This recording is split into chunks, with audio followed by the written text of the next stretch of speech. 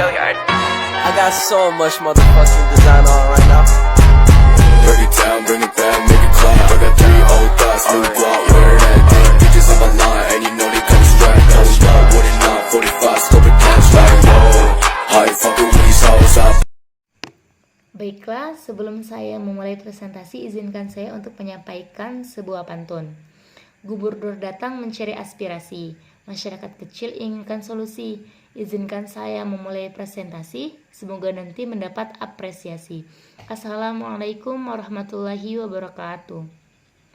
Salatan wa salaman ala nabiyina Muhammadin sallallahu alaihi wasallam.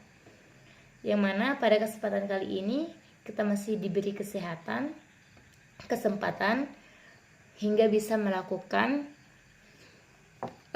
kegiatan presentasi pada saat ini.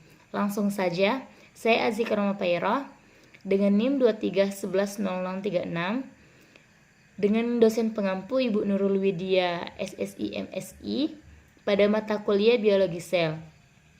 Pada kesempatan kali ini saya akan mempresentasikan tentang komunikasi antar sel. Definisi komunikasi antar sel. Menurut Profesor Subowo, tahun 1995 mengungkapkan bahwa komunikasi sel adalah proses penyampaian informasi sel dari sel pesinyal menuju ke sel target untuk mengatur pengembangan dan pengorganisasiannya menjadi jaringan, mengawasi pertumbuhan dan pembelahannya, serta mengkoordinasikan aktivitasnya. Kemampuan sel untuk berkomunikasi yaitu menerima dan mengirimkan sinyal dari sel dan ke sel lain, menentukan interaksi antar organisme uniseluler, serta mengatur fungsi dan pengembangan tubuh organisme multiseluler. Misalnya, bakteri berkomunikasi satu sama lain. Kemudian peran komunikasi antar sel. Sistem komunikasi suatu sel berperan teramat penting dalam menentukan respons seluler yang akan dilakukan oleh sel. Seluruh peristiwa yang terangkum dalam dogma biologi molekuler diawali oleh adanya aktivitas komunikasi. Untuk dapat menjalankan aktivitas komunikasi tersebut, sebuah sel atau eukariotik dilengkapi berbagai jenis reseptor yang terdapat di membran plasmanya. Reseptor ini biasanya merupakan bagian struktural dari protein integral yang terdapat di sela-sela lemak lapis ganda. Sel berinteraksi dengan sel lain dengan cara komunikasi langsung atau dengan mengirimkan sinyal kepada sel target. Macam-macam komunikasi antar sel. Macam-macam komunikasi antar sel ini dibagi menjadi 4. Yang pertama yaitu komunikasi kontak langsung. Sel dapat berkomunikasi dengan cara kontak langsung. Baik sel hewan maupun sel tumbuhan memiliki sambungan sel yang bila memang ada memberikan kontinuitas sitoplasmik di antara sel-sel yang berdekatan. Yang kedua yaitu pesinyalan parakrin. Pada pesinyalan parakrin ini, sel pensekresi bertindak pada sel target di dekatnya dengan melepas molekul-molekul lokal ke dalam fluida ekstraseluler. Ketiga yaitu pesinyalan sinaptik. Pada pesinyalan sinaptik ini, sel saraf melepas molekul-molekul neurotransmitter ke dalam sinapsis antar sel lain. Yang terakhir yaitu pesinyalan endokrin. Pada hewan, sel endokrin terspesialisasi mensekresi hormon ke dalam cairan tubuh, yaitu darah.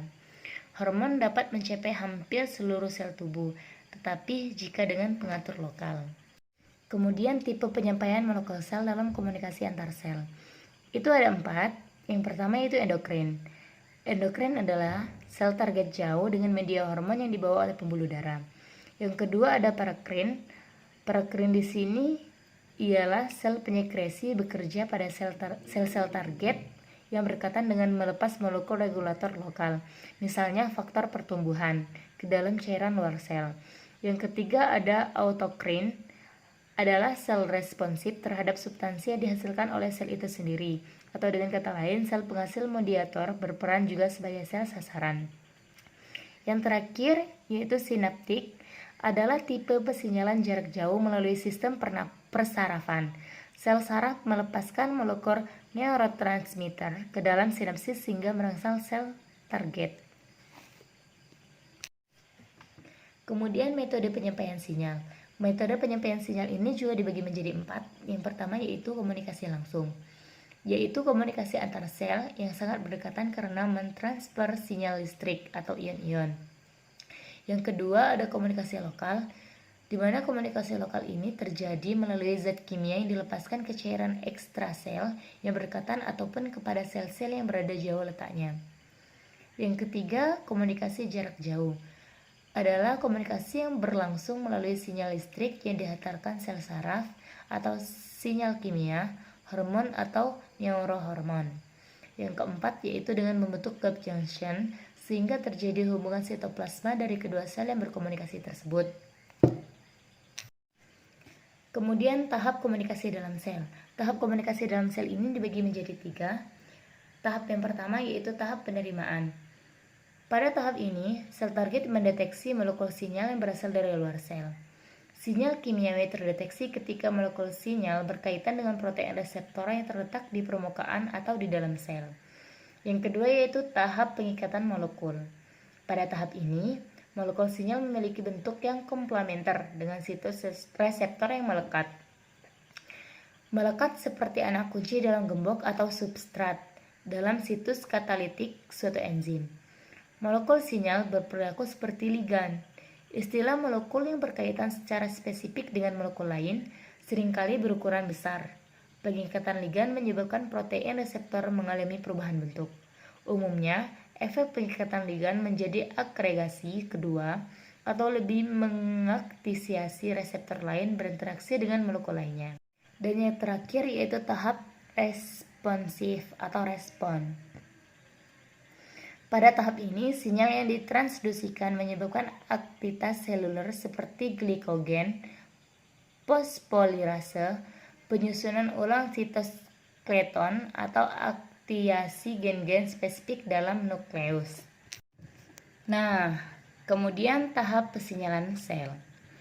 Pada komunikasi sel ini memiliki 3 tahapan pesinyalan, yang dimana sudah kita bahas pada slide sebelumnya. Pada saat sel bertemu sinyal, harus dikenali oleh molekul reseptor spesifik dan informasi yang dibawa sinyal tersebut harus dibuat ke bentuk lain atau ditransduksi di dalam sel tersebut sebelum sel yang bersangkutan dapat meresponnya.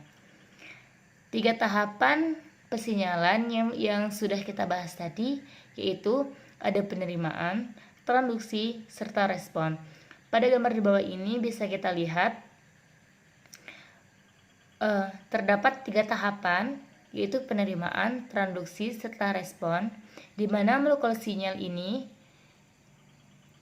kemudian jalur transduksi sinyal, kemudian pengaktifan respon seluler, di mana pada tahap pesinyalan sel ini melibatkan sitoplasma serta membran plasma. Cukup sekian presentasi dari saya Azikar Mapairo, pamit undur diri, di mana memulai menggunakan pantun dan juga diakhiri dengan pantun. Daun salam daunnya jatuh. Waalaikumsalam warahmatullahi wabarakatuh. Saya akhiri, Assalamualaikum warahmatullahi wabarakatuh.